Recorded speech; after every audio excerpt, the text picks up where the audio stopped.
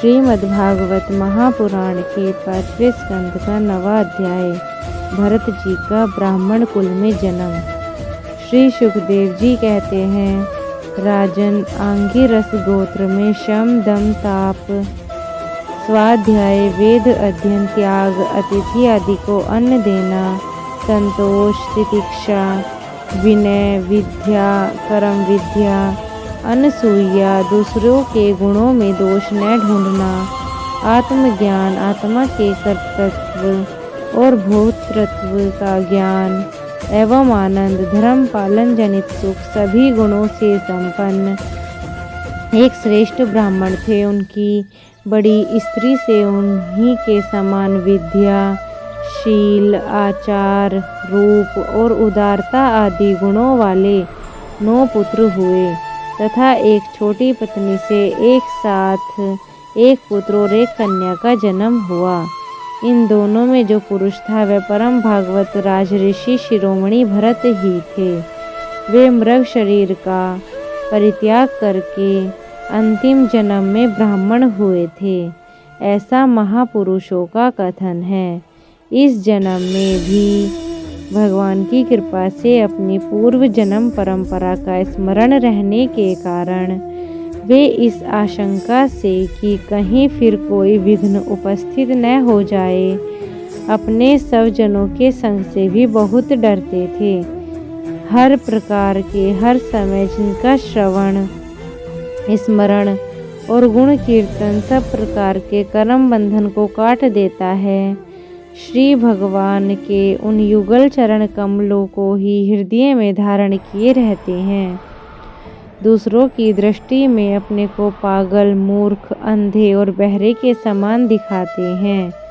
पिता का तो उनमें भी वैसा ही स्नेह था, इसलिए ब्राह्मण देवता ने अपने पागल पुत्र के भी शास्त्र अनुसार समावर्तन पर्यंत विवाह से पूर्व के सभी संस्कार करने के विचार से उनका उपनयन संस्कार किया।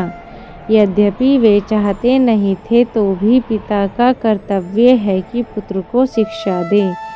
इस शास्त्र विधि के अनुसार उन्होंने इन्हें शौच आचमन आदि आवश्यक कर्मों की शिक्षा दी, किंतु भरत जी तो पिताजी के सामने ही उनके उपदेश के विरुद्ध आचरण करने लगते थे। पिता चाहते थे कि वर्षा काल में इसे वेदाध्ययन आरंभ करा दूं, किंतु वसंत और ग्रीष्म ऋतु के चैत्र वैशाख ज्येष्ठ और आषाढ़ 4 महीने तक पढ़ाते रहने पर भी वे इन्हें व्याहति और शिरो मंत्र प्रणव के सहित त्रिपदा गायत्री भी अच्छी तरह नहीं याद करा सके। ऐसा होने पर अपने इस पुत्र में उनकी आत्मा के समान अनुराग था, इसलिए उनकी प्रवृत्ति न होने पर भी पुत्र को अच्छी तरह शिक्षा देना चाहिए। इस अनुचित आग्रह से उन्हें सोच वेदाध्ययन व्रत नियम तथा नियमों की शिक्षा देते रहते थे, किंतु अभी पुत्र के शिक्षित देखने का उनका सपना मनोरथ पूरा नहीं हुआ और स्वयं भी भगवत जन स्वरूप अपने पुत्र मुख्य कर्तव्य से असावधान रहकर केवल घर के ही धंधों में व्यस्त रहने लगे कि सदा सजग रहने वाले काल भगवान ने आक्रमण करके उनका अंत कर दिया। तब उनकी छोटी भार्य अपने गर्भ से उत्पन्न हुए दोनों बालकों को अपनी सोत को सौंपकर स्वयं उनके साथ सती हो गई और पति लोक चली गई। भरत जी के भाई कर्मकांड को सबसे श्रेष्ठ समझते थे। वे ब्रह्म ज्ञान रूप पराविद्या से सर्वथा अनभिज्ञ थे, इसलिए उन्हें भरत जी का प्रभाव भी ज्ञात नहीं था। वे उन्हें निरा मूर्ख समझते थे। अतः पिता के परलोक सिधारने पर उन्होंने उन्हें पढ़ाने लिखाने का आग्रह छोड़ दिया। भरत जी को मान अपमान का कोई विचार नहीं था। जब साधारण नर पशु उन्हें पागल मूर्ख अथवा बहरा कहकर पुकारते, तो वे भी उसी के अनुरूप भाषण करते।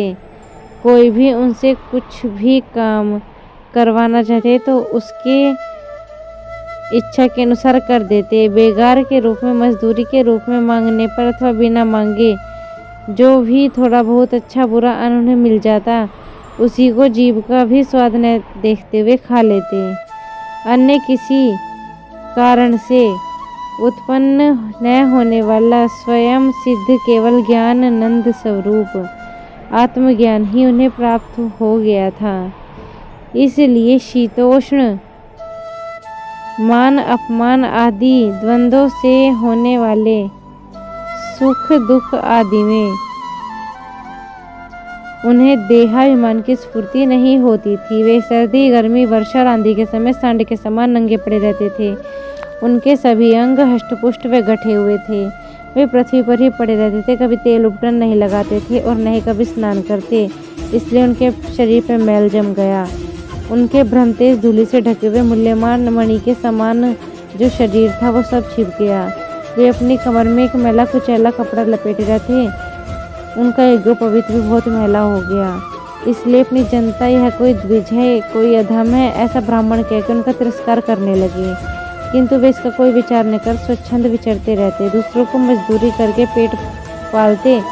देखा जब उन्हें उनके भाइयों ने खेत की क्यारियां ठीक करने में लगा दिया तो वे उसी कार्य को करने लगे, परंतु उन्हें इस बात का कुछ ध्यान नहीं था कि उन कार्यों में भूमि समतल है, ऊंची नीची है या छोटी बड़ी है। उनके भाई उन्हें चावल की कन्नी, खली भूसी, भुने हुए उड़द अथवा बर्तनों में लगी हुई जले अन्न की खुरचन कुछ भी दे देते थे, उसी को अमृत के समान समझकर खा लेते थे। किसी समय डाकुओं के सरदार ने, जिनके सामंत शूद्र जाति के थे, पुत्र की कामना से भद्रकाली को मनुष्य की बलि देने का संकल्प किया।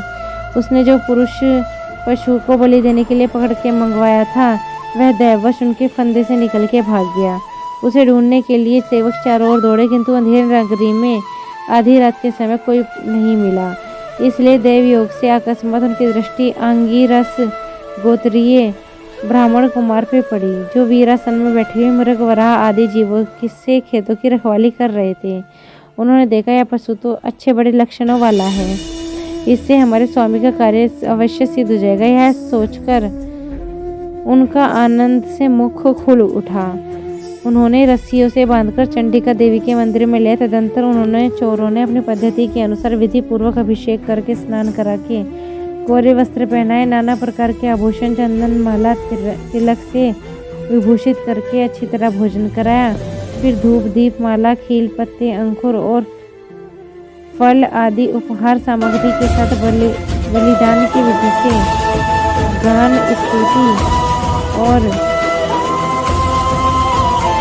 मृदंग व ढोल बजाकर महान शब्द करते पुरुष पशु को भद्रकाली के समान नीचा सिर करके बिठा दिया। इसके पश्चात दस्यु राज के पुरोहित बिना लुटेरे ने उस नर पशु के रुधिर से देवी को तृप्त करने के लिए देवी मंत्रों से अभिमंत्रित करके तीक्ष्ण खड्ग उठाया।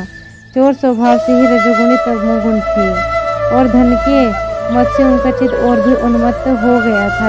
हिंसा में भी उनकी स्वाभाविक रुचि थी। इस समय तो वे भगवान अंश स्वरूप ब्राह्मण कुल का तिरस्कार करके स्वच्छंदता से कुमार की ओर बढ़ रहे थे। आपत्ति काल में जिस हिंसा का अनुमोदन किया गया है, उसमें भी ब्राह्मण का सर्वथा निषेध है। तो भी वे साक्षात ब्रह्म भाव को प्राप्त वैरहीन समस्त प्राणियों के लिए सुहृद और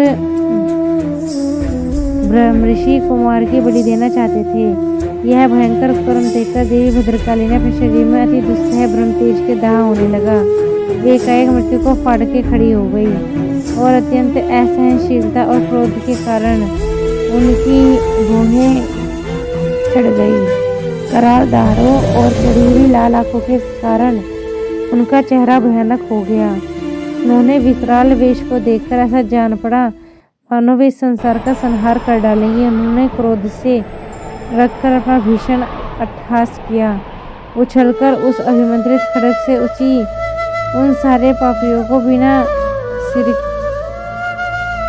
के ही उड़ा दिए और अपने गणों के साथ उन्हें गले से बहता हुआ गरम गरम रुधिरूप आंसू पीकर अति उन्मत्त हो वहीं खेलने लगी। सच है, ये महापुरुषों के प्रति किया हुआ व्यवहार अत्याचार रूप अपराध इस प्रकार जो करते अपने ऊपर पड़ता है। परीक्षित, जिनकी देहाभिमानी सुदृढ़ हृदय ग्रंथि छूट गई है, उस समस्त प्राणियों के सुहृद एवं आत्मा अतः बैरहीन, तत्पश्चात भगवान ही भद्रकाली आदि भिन्न भिन्न रूप धारण करके अपने कभी न कभी छूटने वाले कालचक्र रूप श्रेष्ठ शत्रु से जिनकी रक्षा करते हैं और जिनके भगवान के निर्भय चरण कमलों का आश्रय ले रखा है, भगवत भक्तों को परमहंसों के लिए अपने शरीर को हटाना, किसी प्रकार का व्याकुल होना, यह कोई बड़े आश्चर्य की बात नहीं है। राधे।